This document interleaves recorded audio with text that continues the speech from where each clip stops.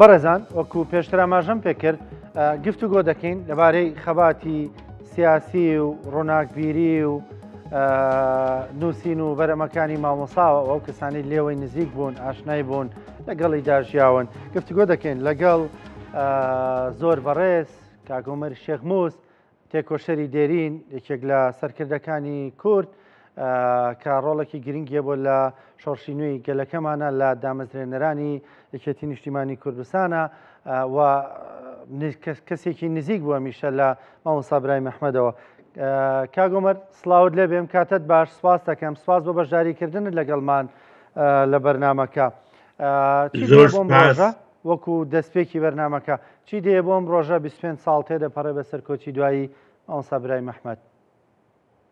زۆر سپاسان دەکەم سڵاوی گەرم بۆ ئێوە و تەماشاکەران و بینەرانی بەرنامەی ئێوەش. بەڕاستی کارێکی زۆر باشتان کرد کە ئەم بیرەوەریەی 25 ساڵەی کۆچی دوای مامۆستا ئیبراهیم تان ئامادە کردووە. مامۆستا ئیبراهیم هەر وشەکە خۆی لە خۆیدا پێویستە بیڵێم مامۆستای هەموومان بوو لە ڕووی سیاسیوە لە ڕووی کاری حزبیوە لە ڕێخستنەوە لە دوایە بیرمەندێکی گەورە بوو لە ناو ملەتی کووردا داهێنەرێکی ئێجگار زۆر گەورە بوو لە ڕووی شعرەوە و لە ڕووی ئەدەبیاتەوە لە ڕووی کوردایەتیوە لە ڕووی کاری ڕێخستنیوە لە ڕووی پێشکەوتن خوازانەی ڕادیکالی بزنەوەی کوردایەتیوە وەکو هێزێکی چەپ و شۆڕشگێر لە وڵاتێکی یان لە ناو گەلێکی وڵاتانی جیهانی سەیەمدا کابرایەکی خاوەن بیر و باوەڕ بوو باوەڕێکی تەواوی بە برایەتی لە بینی ملەتی کورد و ئەو گەلانەی کە کوردستان لە ناویاندا دابەش کراوە لەگەل گەلەکان لەگەل ملەتەکان نەک لەگەل حکوومەتەکان و باوەڕی بەوە هەبوو کە بە هاوکاری لەگەل ئەوانە دەتوانین حکومڕانیەکی ڕێگوپێک ڕەوا دموکراسیانە ئاشتیانە بەیەکەوە بژین. هەر بۆیەش ئەو نامێرکەی کە لە 1937 نووسی الأكراد والعرب یەکێک لەو بەرهەمە هەرە گەورەکانی ئەو بووە لە ڕووی ڕێخستنی ناوگەنجان کە بەخۆی دامەزرێنەری ڕێخستنی لاوان بووە لە ساڵەکانی سیەوە لە کوردستان و لە عێراق و ئەوە بوو کە لە دوایە شتێکی دەرکرد بە ناوی دیاری لاوان و بە هەر شێوەیەک تەماشا بکەی ئەبینی کە مامۆستا ئیبراهیم شوێنی دەستی دیار بوو چێ لە ناو ڕێخستنەکانی ژێکافیان لە ڕێخستەکانی پارتی دموکراتی کوردستانی عێراق لە دوایە ئینسانێکی کوردستانی بوو بە هەمووی ناوەڕۆکی وشەکە دایمەن پەیوەندی هەبوو لەگەل بەشەکانی تری کوردستانە دەیانەویست یارمەتی بدەن کە وەکو چۆن لە کوردستانی عێراق بزنەوە کە گەشەی کردووە یارمەتی بەشەکانی تری کوردستانش بدەن بۆ ئەوەی بگەنە مافی خۆیان و بتوانن مافی چارەنووسی خۆیان بەو شێوەی کە خۆیان دایانەوێ جێبەجێ بکەن. ئەوەی تر مامۆستا ئیبراهیم ڕۆناکبیرێکی گەورە بوو لە ناو ملەتی کوردان نەگات تەنها بەسەر بوو بەڵکو ڕۆناکبیرێکی گەورە بوو ئاگاداری زۆر لە ئەدەبیاتی جیهاندا هەبوو و کە لەگەلی داهێنشتی باس دەکرد تەماشا دەکرد کە بەدەیان نووسەری بێگانە لە ئەدەبیاتی وڵاتانی جیهانی جیاواز چه ئینگلیز چه ئەمریکی چه فڕەنساوی چه ڕووسی چه ئەڵمانی باسی دەکردن بەکاری دەهێنان هەندێکیژی هەوڵی دەدا کە وەری گەڕێ بە تایبەتی لە زمانی ئینگلیزیوە کە دەیسادی یعنی مامۆستا ئیبراهیم لە دوایە ئینسان لە دانیشتن لەگەلیدا زۆر حیفەکە هەتا ئێستا بیرەوەریەکانی نەنووسراون و بڵاو نەکراونەتەوە یعنی هەر کە لەگەلی دانیشتی ئەو دانیشتنە بەخۆی لە خۆیدا وەکو خوێندنی دا کتێبێک بوو لەو شتانەی کە سوود لێوە کرد و باسیاز بوو. یعنی من بە کورتیە توانم ئەوە بڵێم. باشە مامۆسا، ینی باسە لە زۆر قۆناغ زۆر باری مامۆسا برای مەحمەد کرد کە ئەو کاری تێدا کردووە و پێشەنگ بووە و دەستەواژەیە ینی گرنگ بوو بۆ ئێمە بۆ ئێمەینەوەی نوێ کە تۆ دەڵێی مامۆسای هەمومان بوو. ینی ئەوەی کە باست کرد بەداخۆ دەنگی کاگۆمەر بەباشی نە ئەگەر گوێت لە ئێمە بێ مامۆسا، یەکێک لە بۆچوونەکانی مامۆسا برای مەحمەد ئەوە بوو کە دەیوێت کلیلی چارەسەری مەسەلەی کورد لە باکووری کوردستانەوەی ئەوە تا دەبینین ئێستاش پرسی ئاشتی لە گۆڕێ لەوێ و کاریگەری هەیە لە تەواوی ناوچەکانی تر بەبێ ئەوەی هێشتا جارێ دەرەنجامێکی هەبێ کاریگەری لەسەر پارچەکانی دیکەش هەیە. لەسەر ئەم بۆچوونی حەزەکەم تۆزە قسە بکەین ئەم دووربینیەی مامۆسا کە هەر لەو کاتەوە دەوی کلیلی چارەسەری مەسەلەی کورد لە باکووری کوردستانەوە بێ ئێمە بە دوای چارەسەردا بگەڕین. بەڵێ کە باسی نامێرکەکەی 1937 کرد بە ناوی الکورد والعرب والأكراد، مەبەستی ئەوە بوو کە قەناعەت بە بستنەوەی ناسیۆنالیستی عەرەبی بهێنێ، چونکە شۆڕشی ئاگری لە تورکیا دەستی پێکرد بوو، شۆڕشی دەرسیم دەستی پێکرد بوو، کۆمەڵکوژیەکی ئێجگار زۆر گەورە لە دژی ملەتی کووردا لەلایەن تورکیاوە کرابوو. مامۆستا ئیبراهیم مەبەستی سەرەکی لە نووسینی ئەو نامێلکەیە ئەوە بوو کە لەگەڵ ڕای گشتی عەرەبی ڕایانکێشێ بۆ پشتیوانیکردنی بزنەوەی کوردایەتی بەرامبەر بەو سیاسەتە ناڕەوایەی کە دەوڵەتی تورکیا بە شێوەیەکی زۆر فاشستانە جەنۆسایدی بە دژی ملەتی کووردا پەروا کردبوو. ئەنجا قەناعەتێکی تەواوی لا پەیدا ببوو. مام جەلالیش لە دوایە ئەو قەناعەتەی لا پەیدا بوو کە چارەسەری کێشەی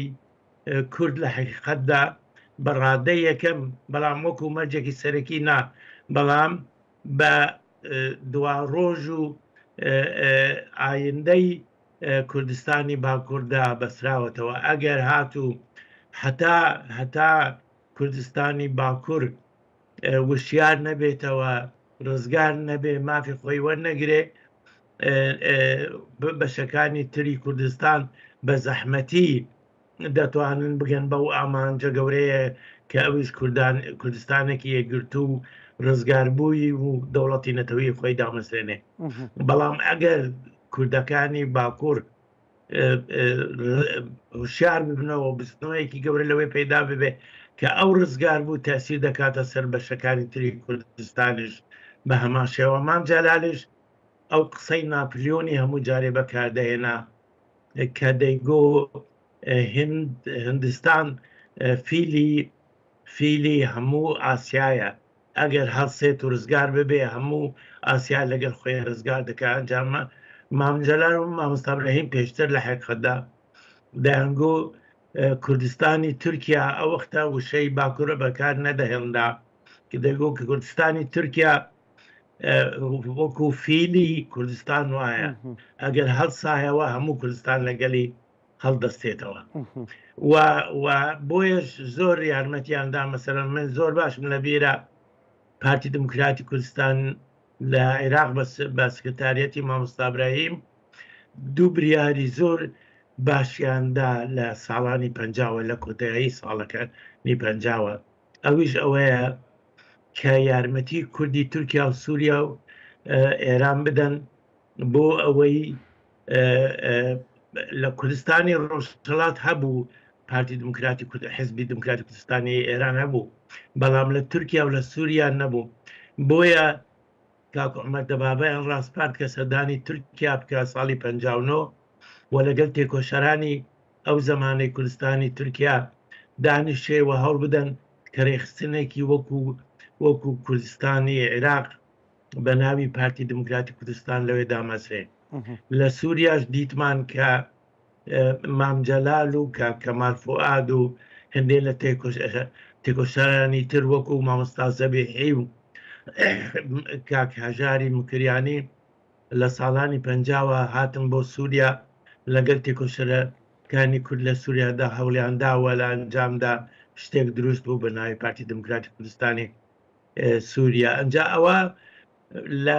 بیر و بۆچوون و هاندانی مامۆستا ئیبراهیمی زۆری تێدا بوو لەو مەسەلەیە بۆ ئەوەی لە هەموو بەشەکانی کوردستاندا بزوتنەوەیەک هەبێ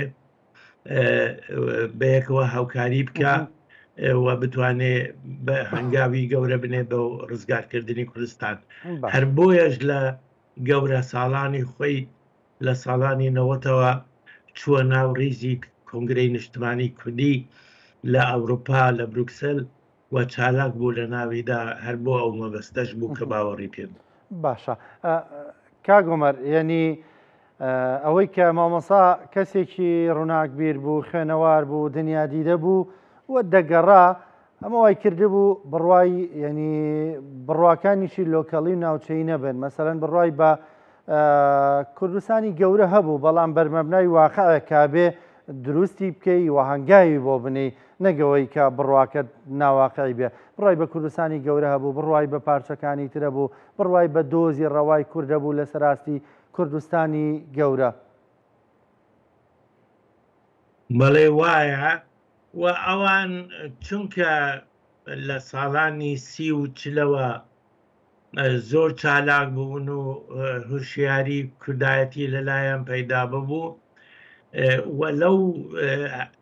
20 ساڵەدا تورکیا دەورێکی زۆر درندانەی بینی لە دژی ملەتی کورد بۆیە ئەو نەوەیە کە ئینسان قسەی لەگەلاکردن وەکو مامۆستا ئیبراهیم مامۆستا حەمە ڕەسوول هاوار کاک ناوی چێ فەوزی سایب مامۆستا تەوفیق وهبی هەندێک لەو نەوەی ئەو زەمانە هەموو کاتێک بە چاوێکی زۆر خراپ تەماشای حکوومەتی تورکیایان نەکرد هەتا ئەگەر هەندێک جار هەنگاوی باشی نابا جێگای متمانە نەبوو لەلای ئەوانەوە لەبەر ئەو مێژووی کە لە کوردستانی تورکیا و لە تورکیا ڕوویدا بوو لە دژی کورد هەر بۆیەش سمپاتیان زۆر بوو بەرامبەر بە بزوتنەوەی کوردایەتی لە تورکیادا و هەوڵدا کە یارمەتی بدەن پشتیوانی بکەن گەشە بکە پێشکەوێ چونکە وەکو خاڵێکی هەستیار بوو لەلای وەدانەویست بیپارێزن چکە دایانزانی کە چەسانەوەکە ئەجگار زۆر تند و تیژ بوو لە دژیانە. باشە مامۆستا کاگۆمەر ینی ئەمێ بزانم تۆ زۆر لەگەڵ مامۆستا ئیبراهیم ئەحمەددا بووی زۆر بەری کەوتووی چی یاد و یادەوەریەکت هەیە چ شتێکێ لە زاکیرەت لە خەیاڵتدا مابێتەوە لەگەڵ مامۆستا کە بەرێک کەوتون پێکەوە بوون دانیشتون؟ من بەڕاستی ئەو ماوەی من مامۆستا لە پێشتر بە ناو زۆر دەمناسی شتەکانیشم خوێندبووە بەڵام لە 1975ەوە کە هاتە بریتانیا چەندین جار سەردانی ئینگلتەرام کرد لە سویدەوە بەڵام لە دوایە ماوەیەک نوێنەری یەکێتی بووم لە بریتانیا و نوێنەری بەرەی جەوقەت بووم لێپرسراوی بیرۆیان بووم لە 82 تا 85 لەو فرسەتە زۆر لە نزیکەوە تقریبان دەتوانم بڵێم هەفتەی 2 جار یەکترمان نەبینی دانیشتن و گفتوگۆگرتن لەگەڵ مامۆستا ئیبراهیم ئیجگار زۆر سوودمەند بوو زۆر خۆشش بوو دانیشتنەکە چونکە بیر و بۆچوونێکی ڕووناکبیرانەی زۆر قوڵ و فراوانی هەبوو جیا لە ئەزمونە مێژوویەکە سوود لێوەردەکرد من زۆر جار ڕاوێژی سیاسیم لەگەڵ دەکرد ڕاوێژی دیپلۆماسیم لەگەڵ دەکرد پێشەوەی پەیوەندی بکەم مناقشەی زۆر مەسەلەی ترمان دەکرد لەو کاتانەی کە کارم دەکرد وەکو نوێنەری وەکو لێپرسراوی پەیوەندیەکانی دەرەوەی یەکێتی نیشتمانی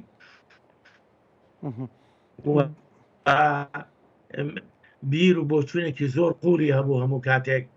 لە ئەنجامی ئەزمونە مێژوویەکەی کە هەیبووە وەکو سکرتێری پارتی دموکراتی کوردستان و وەکو نوێنەری ژێکاف لە کوردستانی عێراق لە وەختی خۆی کە دامەزرا بوو لە ساڵانی چلەوە. ئەو ئەزمونە دەوڵەمەیە زۆر سوودی هەبوو بۆ من لە دوایە، چونکە بیرێکی زۆر قوڵی و فراوانی هەبوو. ئینسان دەیتوانی زۆر شت لەگەلی باس بکە بە شێوەیەکی بێسنوور، بێترس دەتوانی هەموو باسێک لەگەلی بێنیتە گۆڕێ. باشە ئەوەی جێگای داخە، ئەوەی زۆر جێگای داخە کە ئێستاش باسم کرد، ئەوش ئەوەیە کە پێویستە ئەو بیرەوەریانەی کە نووسیویەتی کە بخرێتە چاپ و بگاتە دەستی خوێنەری کورد بۆ بتوانن سوودی لێ وەرگن. باشە کاگۆمەر، دواپرسیارم ئێستا ڕەنگە لە هەموو قۆناغەکان جیاوازتر دۆخی کورد ببینین. لە ڕۆژاوای کوردستان ئەزمونێکیان هەیە، ناوچەیەکی حکومڕانی خۆیان هەیە، هێزێکی تۆکمە و کاریگەریان هەیە، ئەوە لە سووریا دەبینین. لە باکووری کوردستان یان کوردستانی تورکیا یان لە تورکیا دەبینین ئێستا ئەوە کورد ژمارەیەکی گەورەیە، دەوڵەتی تورک دەیەوێت دانوستانی لەگەڵدا بکە و پرسیارشتیا تۆتە گۆڕێ. ئەو لە باشووری کوردستان ئەزمونێکمان هەیە بە هەڵەو کەم و کوڕەکانیشیەوە، بەڵام ئەزمونێکی درەوشاوی ئێلانی کەم حکومەت و پەرلەمان و حکومڕانی خۆمان هەیە. ئەمە چەندە خواستی ماوەسا برایم بوو کە کورداوە لە سەراستی هەموو پارچەکان هێزیە بێ، خۆی بێ، حکومڕانی هەبێ و مافەکانی بەدەست بێنێ. ئەوە بەڕاستی ملەتی ئێمە و جەماوەری ئێمە پێش سەرکردە سیاسیەکانی ئێمە تێگەشتوون کە ئێستا دەرفەتێکی مێژووی نوێ بۆ ملەتی ئێمە هاتووتە پێش، کە خەونی هەمومان بووە بە مامۆستا ئیبراهیم ئەحمەدیشەوە، و دەرفەتی مێژووی وا بە هەسانی نایەت. ممکنە 10 ساڵ 20 سال جارێک دێت. ملەتی ئێمە هەستی بەوەی کردووە، هەر بۆیە من نیشانەی نەورۆزەکانی کە ئەم ساڵ کراوە لە کوردستان و لە ئەوروپا و لە هەموو بەشەکانی کوردستانە گوڕ و تینەکەی لە هەموو کاتێک و لە هەموو ساڵێک زیاتر بووە، چونکە هەستیان کردووە کە دەرفەتێکی مێژووی بۆ ملەتی کورد هاتووتە پێش لە سووریا، لە تورکیا، لە ئێران، لە کوردستانی عێراق و لە عێراقە، و ئەو بە شێوەیەکی عەفەویانە تێگەشتوون کە ئێستا ڕەوشێکی باش بۆ ملەتی کورد هاتووە. بۆیە گرنگی هاوکاریکردن و یەکخستنەوەی ڕێزەکان و بۆچوونەکان لە هەموو ئاستێکدا لە بەشەکانی جیاوازی کوردستانە ئێجگار زۆر گرنگە بۆ ئەوەی بتوانین بە گەورەترین شێوە سوود لەو دەرفەتە مێژوویە وەرگرین و بتوانین خەونە گەورەکانی تێکۆشەر و سیاسەتمەدەرانی ئێمە لە ناویاندا مامۆستا ئیبراهیم بتوانین بەدی بهێنین بۆ گەلی خۆمان. زۆر بەڕێز کاگومەر شێخموو، سپاس دەکەم، سپاس کە لەگەڵمان بووی، سپاس کە بەشداریت کرد لەگەڵمان، سپاس بۆ وتەکانت لەسەر خەباتی سیاسی و ڕووناکبیری مامۆستا ئیبراهیم ئەحمەد. زۆر زۆر سپاس دەکەم، هیوای ساغ و سەلامەتیت بۆ ئەخوازیین.